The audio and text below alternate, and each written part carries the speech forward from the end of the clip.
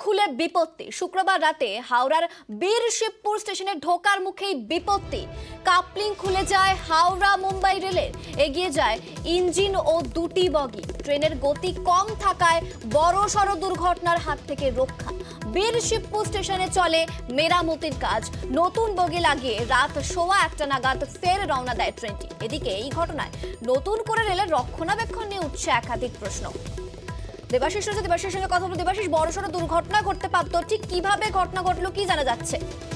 দেখো, যেটি মূলত রেলের তরফ থেকে জানানো হয়েছে, ঠিক 9:15 থেকে 9:30টার মধ্যে যখন উলবেড়িয়া স্টেশন অতিক্রম করছিল হাওড়া মুম্বাই মেল, সেই সময় বীরশিবপুর স্টেশন ঢোকার আগেই হঠাৎ করেই ইঞ্জিন সহ দুটি বগি অর্থাৎ BH1 BH2 বগি কাপলিং খুলে তারা কিন্তু এগিয়ে যায় এবং পিছনে বাকি বগিগুলি বেশ কিছুটা এগিয়ে তারপর অটোমেটিক ব্রেক সিস্টেমে তারা দাঁড়িয়ে পড়ে। কিন্তু এই যে সামনের ইঞ্জিন সহ যে বগি সেগুলি কিন্তু এগোতে থাকে। এরপর যখন বোঝা যায় যে বুঝতে পারেন যে চালক যে বগি খুলে গেছে বা কাপলিং খুলে গেছে, তারপরে সে গাড়ি দাঁড় করিয়ে দেয়। পরবর্তীকালে সেই যে আলাদা হয়ে যাওয়া যে বগি সেগুলিকে পিছনে নিয়ে বীরশিবপুরে দীর্ঘ কয়েক ঘন্টা ধরে তার মেরামতির চেষ্টা করা হয়। দীর্ঘ মেরামতির চেষ্টার পরেও কিন্তু সেই কাপলিং ঠিক করা যায়নি।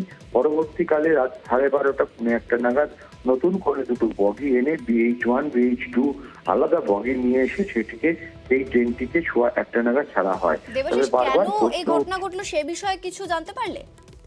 এখনো পর্যন্ত সেই ঘটনা অর্থাৎ কেন এই ঘটনা ঘটলো তার জন্য কিন্তু রেল ইতিমধ্যেই তদন্ত কমিটি তৈরি করেছে। সেই তদন্ত কমিটি পুরো ঘটনা তদন্ত করে দেখবে। মূলত অটোমেটিক সিস্টেম এবং এয়ার ভ্যাকুয়াম দিয়ে তৈরি করা এই কাপলিং সেটি কিন্তু খুলে যাওয়ার কথা নয়, কিন্তু কেন খুলে গেল? তাহলে কি রক্ষণাবেক্ষণের অভাব রয়েছে বা কার সেটে যখন এই কাপলিং লাগানো হয়েছিল সেই সময় কোনো ত্রুটি ছিল? পুরো ঘটনায় কিন্তু তদন্ত করবে এই তদন্ত কমিটি। বেশ বেশ বেশ দেবাশিস।